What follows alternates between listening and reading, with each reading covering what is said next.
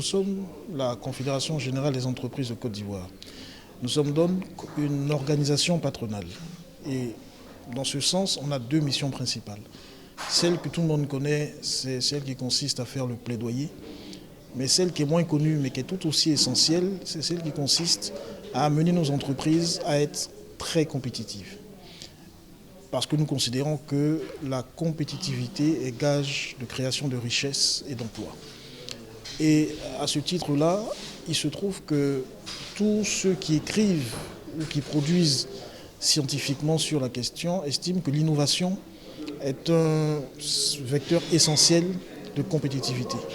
En ce sens-là, on a estimé à juste titre que la question verte, qui devient de plus en plus prédominante aujourd'hui dans ce qui peut être accompli en termes de compétitivité ou d'accompagnement vers la compétitivité, devait être adressée. Le projet SUNREF est venu au moment où cette réflexion était en train de se faire au niveau de la CGECI et nous avons donc saisi l'occasion de participer à ce programme qui a mis pas moins de 17 millions d'euros à disposition des entreprises pour qu'elles puissent réaliser leurs programmes et leurs projets d'efficacité énergétique.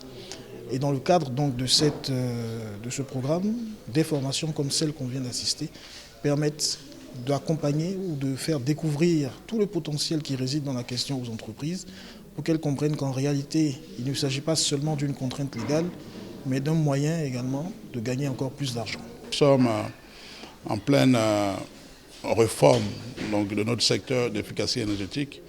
Le point saillant de cette réforme pour les entreprises aujourd'hui, c'est la mise en application de l'arrêté 156 portant sur les audits énergétiques obligatoires. Donc, l'État a fait sa part en indiquant qu'il faut que les grandes entreprises de Côte d'Ivoire fassent des audits énergétiques et se donnent les moyens de mettre en œuvre les recommandations. Une fois que ça c'est dit, il y a beaucoup de travail qui reste à faire parce que les entreprises elles-mêmes ne sont pas spécialistes dans le domaine.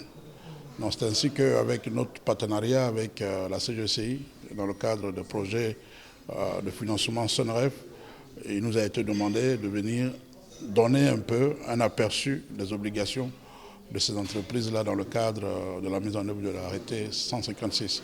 Donc ça a été une très très bonne opportunité d'expliquer aux entreprises qu'il faut qu'elles s'engagent non seulement pour l'obligation, mais aussi pour les avantages que l'efficacité énergétique et les énergies renouvelables apportent au plan de l'entreprise, mais aussi au plan universel en termes de réduction donc, de l'impact des gaz à effet de serre sur le climat.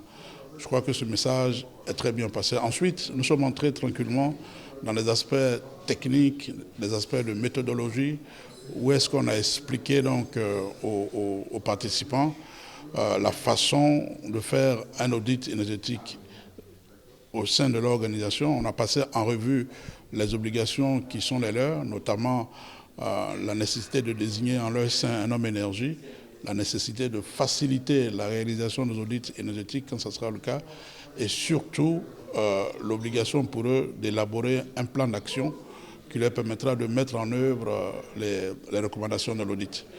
Donc je pense qu'ils ont mesuré la complexité de ce travail, mais dans l'ensemble, ils se sont tous engagés à aller jusqu'au bout de leurs responsabilités en essayant donc de faire de l'efficacité énergétique, non plus seulement pour l'obligation, comme on dit, réglementaire, mais aussi pour l'intérêt de leur organisation et leur intérêt personnel aussi.